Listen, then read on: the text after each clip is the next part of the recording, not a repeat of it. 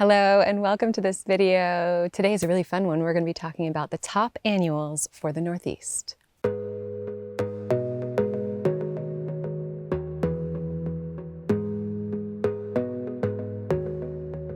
So if you're new here, welcome. My name is Anna and I've been living here in New England for the past few years and I've tried out all kinds of annuals. Today we're going to be talking about annuals that you can buy from your garden center, from your local garden center, rather than annuals that you sow from seed. So this is our cottage garden. We have a cottage here on the side of a mountain in a deciduous woodland, and we have all kinds of different lighting conditions.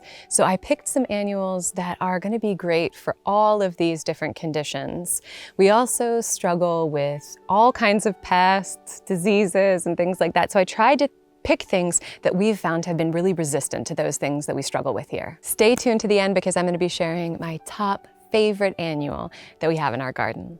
I would like to thank Languard for sponsoring today's video. We'll talk about them a little bit later, but now let's jump into our list. So since we are in the shadier part of our cottage garden here, I wanted to start with one of my favorite shade annuals, and that is the Sunpatiens. So you can see this variety of Sunpatiens here and right to my left. It's a gorgeous, they call it a lilac. This is compact lilac.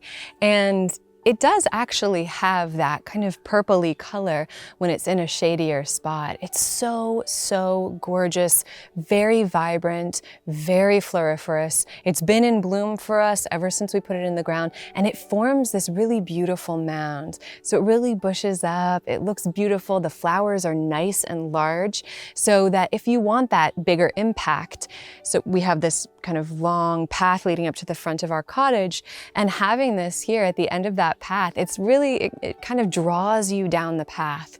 So if you want that big, bold statement plant, this is a great one for those shadier locations. So these Sunpatiens are a little different than your typical impatiens because, as the name would suggest, they can handle both sun and shade. So this one is full sun to part shade. You want to water these regularly. I haven't really noticed much in terms of wilt or anything like that, but you do want to water them, especially in the morning and especially if you're getting a lot of heat, because they are heat tolerant, which is fantastic. Because even though we're in the Northeast, our summers can get quite hot and muggy. They grow 16 to 30 inches tall and 14 to 20 inches wide. Great for use in landscapes, baskets, and containers. They're going to flower from spring through your first hard frost. So the next annual that I wanted to highlight is an impatien, and this is a double impatien. This one is called Acapulco Apple Blossom, but we have the wisteria, and that one is stunning in the landscape. It's just absolutely gorgeous. It's another one that can tolerate a good amount of shade, which is fantastic here in our shade garden. So this is another mounded variety. It is going to bloom from the planting all the way until your frost. The height is between 10 and 20 inches tall. You want to space it about 10 inches to 12 inches apart. So this is going to be a perennial in zones 10A to 11B, but for the rest of us, it's going to be an annual. And it's going to be hardy down to 35 degrees Fahrenheit. You want to water and fertilize it regularly, and the light conditions are part shade to shade. There are a few things I love about this. They do really bulk up and they look beautiful, but these little flowers, they look like roses. They are just so gorgeous. And the variety of different pinks and purples is wonderful. Our kind of color combination and color scheme in these borders is anywhere from white to purple. So we do whites, pinks, lilacs, deep purples and blues. And it's just been really lovely to be able to add an annual that performs its head off through the whole season in a shadier border. And this one's just gorgeous. The flowers themselves are so cottagey and amazing, and they don't require deadheading, which is fantastic. You don't have to worry about deadheading. And if you did want to kind of come in and clean them up, they just pop off very easily, which is wonderful. But with the ones that we have right here, we almost have a little hedge of the wisteria ones. We haven't had to deadhead those ones, and they're in the front of the border and the most popular border. You know, that's sort of the most frequented border that we have. So 10 out of 10 on this one. Next up, we have a foliage annual, and this one is an Ipomoea or sweet potato vine. Now this one is the Proven Accents Margarita. They can stand full sun to part shade, and these are wonderful. Any of these annuals that can tolerate a little bit more shade are fantastic for us here. But this is just such a vigorous, vigorous plant. Now, if you struggle with things like lots of pests that like to munch on your annuals, then having something that's a real vigorous grower is going to be really important in this area, especially since we have such a short growing season. We want things that are really going to pack a punch. So we're going to start to get into those things that really bulk up and really put on a tremendous amount of growth. And starting with ipomoeas. So there are all different kinds of colors and textures and leaf shapes in terms of ipomoeas. They have climbing ones now, but a lot of them are typically going to be cascading over maybe containers or hanging baskets or creating a beautiful mound in the landscape. So some stats for this one: this has a trailing habit. It's hardy to 45 degrees Fahrenheit, so it is going to struggle in those colder temperatures. And you want to water normally and fertilize regularly for those best results. Again, plant it in full to part sun. And obviously deadheading isn't necessary for this since we're growing it for that foliage interest. And the care on these is super, super easy. Here's another one. Look at the different structures there. Isn't that beautiful? This is a darker ipomea, as you can see.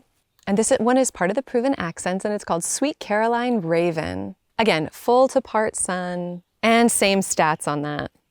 But a beautiful burgundy stem. The bottom of the leaves is burgundy as well, really gorgeous. And it has a really interesting leaf shape. Just beautiful.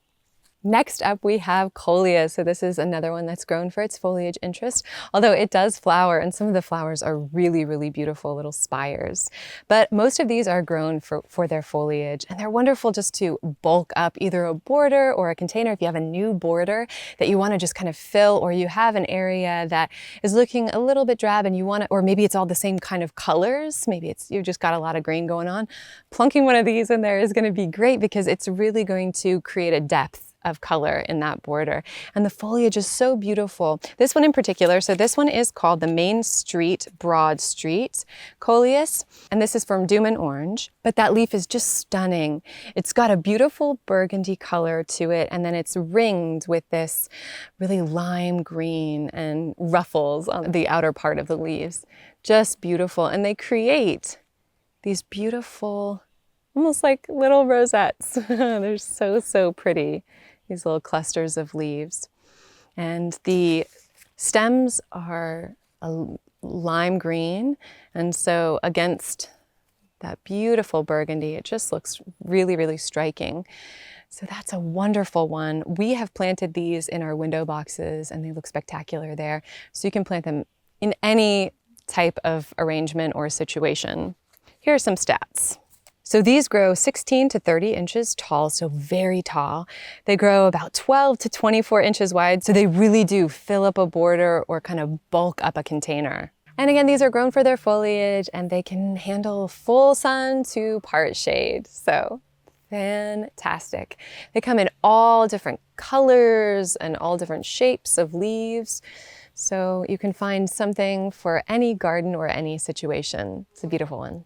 So the next one, I don't have an example here to show you, but I have tons of examples in the garden, and that is a verbena. Verbenas are amazing, especially the superbenas or any of the kind of ground cover style verbenas. They do so well for us here. Now this year in particular, they've struggled a little bit in terms of their blooms, but once they get going, man, even the foliage of them is really, really beautiful, kind of a smaller leaf, but they really bulk things out. So again, a lot of the times we use annuals to fill up maybe a newer border that we're creating or a newer garden that we're creating, because the perennials are in that sleep year, their first year, so they're really not booming and leaping quite yet. And we want to have something that just sort of fills in the garden and something beautiful to look at and for the pollinators to enjoy in a newer garden. Some of my favorites this year have been the violet ice and the cobalt blue superbena. Those are beautiful. I have a little path that leads up to our porch and I've sort of flanked it with different blues and purples. So that's a really striking combination. We have tons of those in there and I think it looks beautiful. Another honorable mention there is the amethyst amethyst, the sparkling amethyst Superbena, and that one I love. Unfortunately, we weren't able to get our hands on it at the garden center this year, but that's another really beautiful one. And the pollinators love these verbenas. We see tons of swallowtails. Actually, there's a butterfly going over to it right now. But it's beautiful, and the pollinators love it. The swallowtail butterflies love it.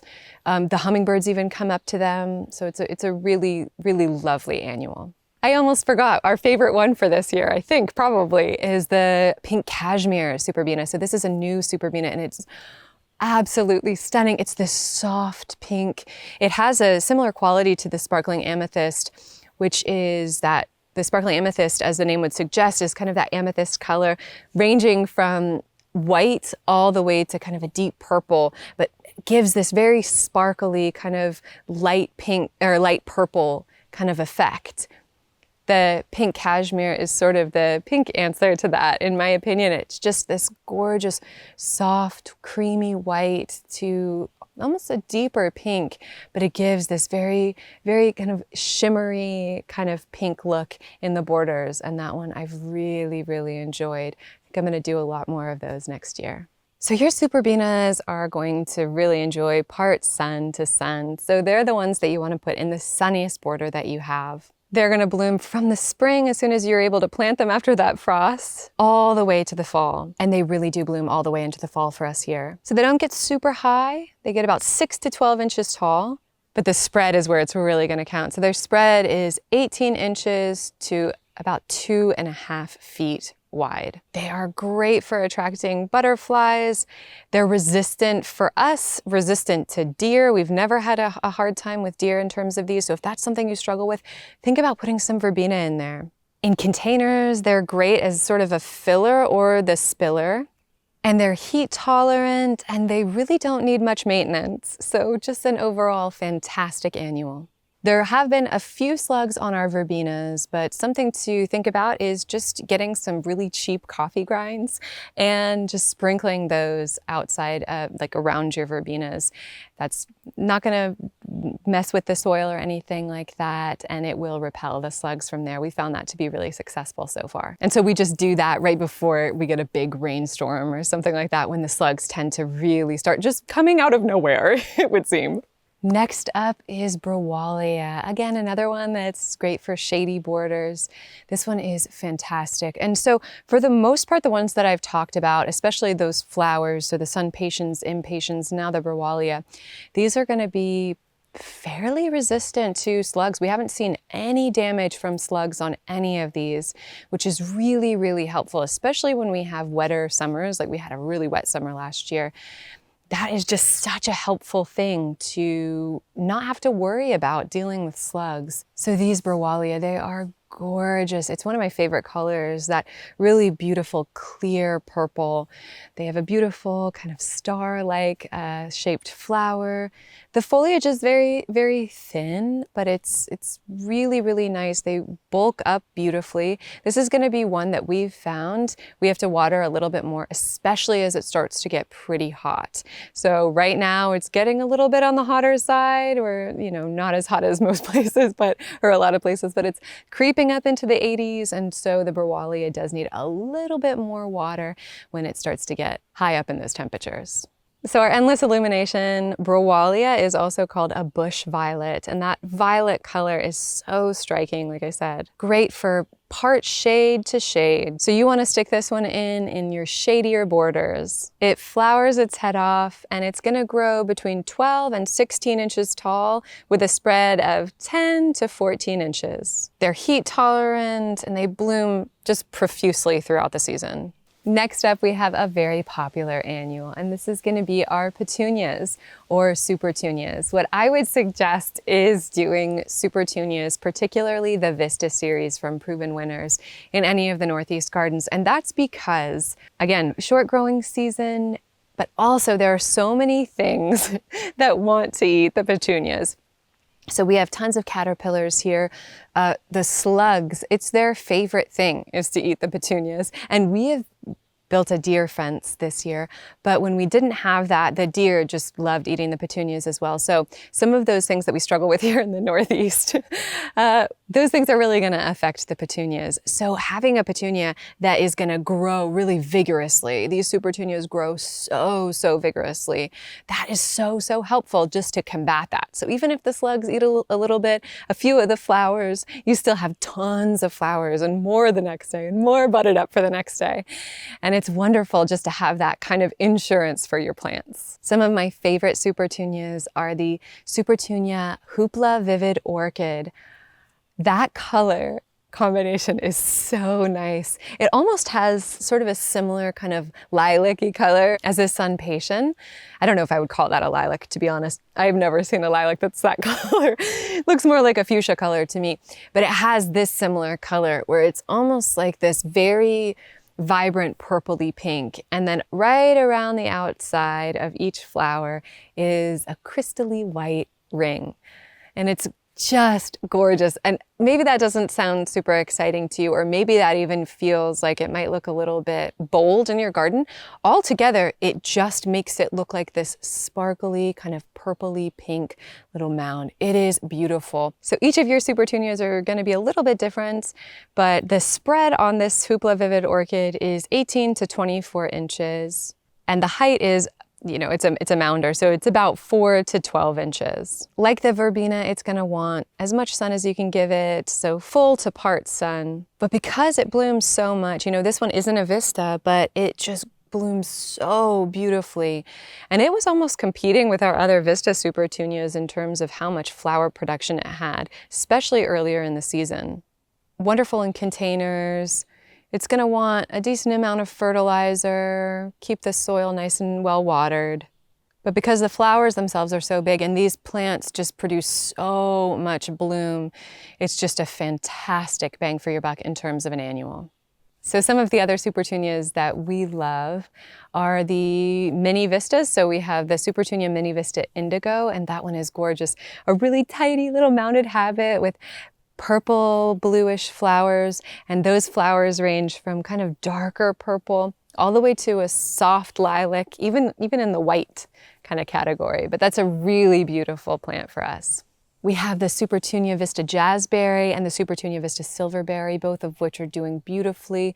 And they're just gorgeous in combination with each other because the veining on that Supertunia Vista Silverberry is so nice, playing off of both the Hoopla Vivid Orchids and also the Jazzberries. Another one that's fantastic is the Supertunia Vista Bubblegum. So that's going to be a warmer, kind of just standard, almost like a Barbie pink. Okay, we have now landed at the top spot, my very favorite annual.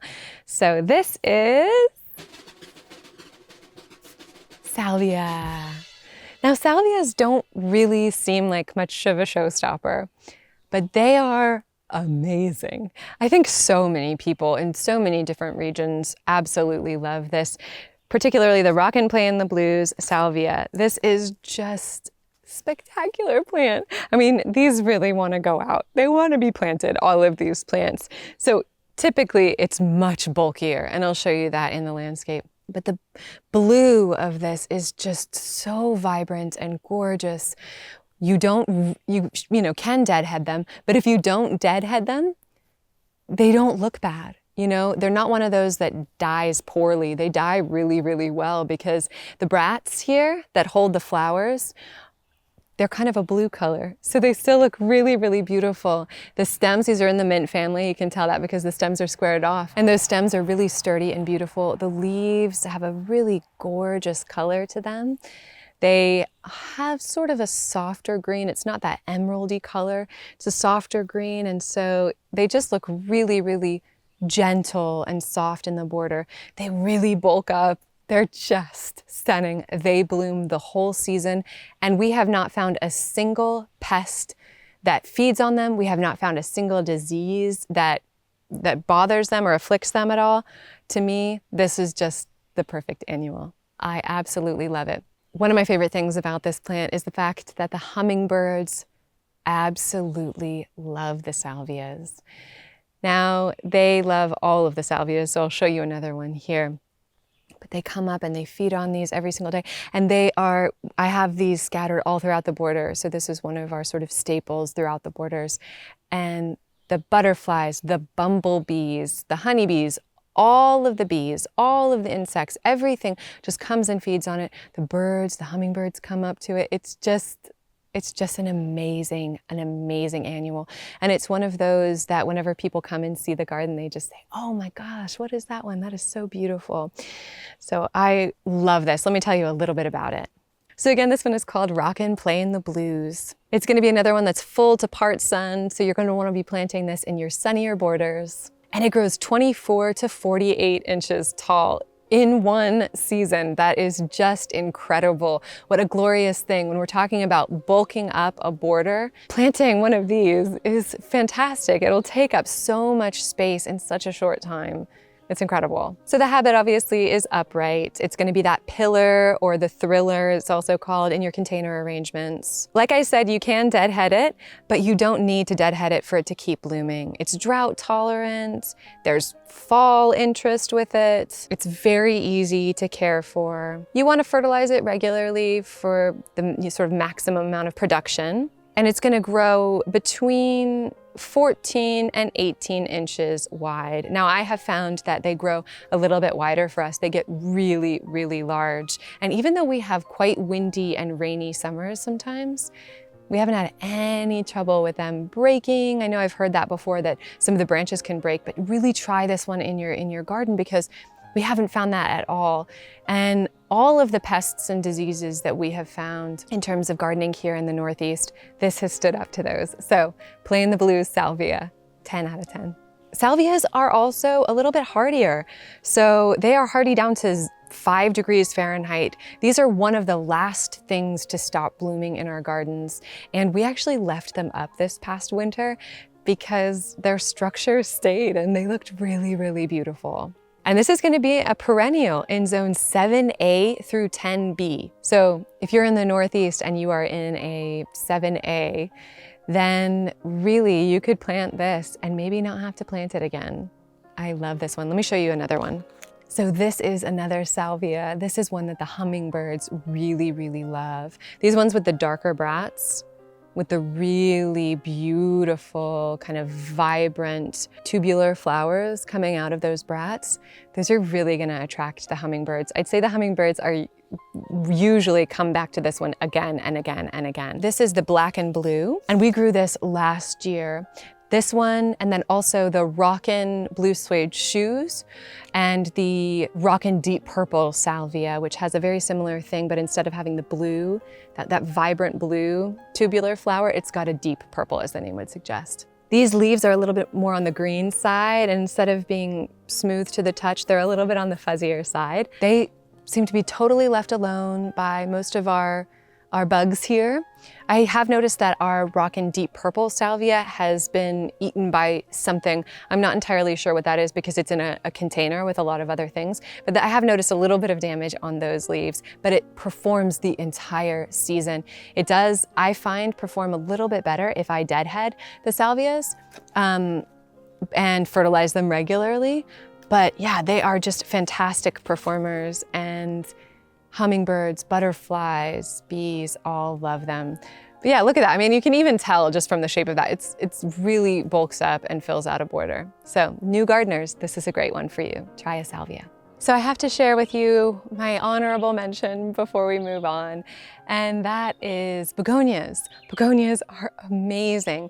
So the Surefire series of begonias from Proven Winners are incredible. Sun, shade, they can do it all. They're incredible and amazing and beautiful, and I just love them. This is, I think, a big white begonia, so it's not one of the Proven Winners, but it is just spectacular. It's so happy, and it's got a very similar kind of shape and structure.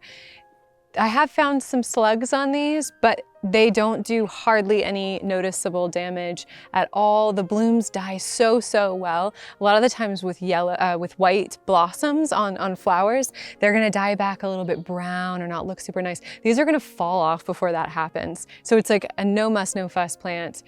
Yeah, that's just an honorable mention. If you can get your hands on one of these really beautiful begonias, I highly recommend. Okay. I want to thank Languard again for sponsoring today's video. Languard is a leading brand of metal garden beds with a range of add-ons at a great value with high-quality material. The beds are 100% non-toxic, eco-friendly, and more durable than wooden beds. So let's break down some of the key features while I build these beds. Number 1, durability and safety. They have been tested to ensure they will never leach harmful chemicals into the soil.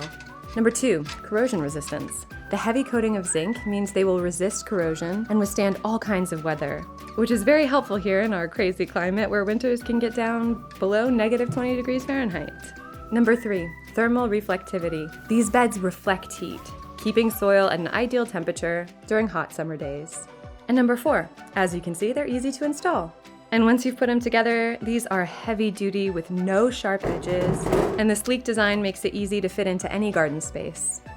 Now, let's plant up these annuals in our new Languard garden beds. So now that I brought over our annuals, I'm gonna go ahead and play around with them so we can create a really beautiful arrangement.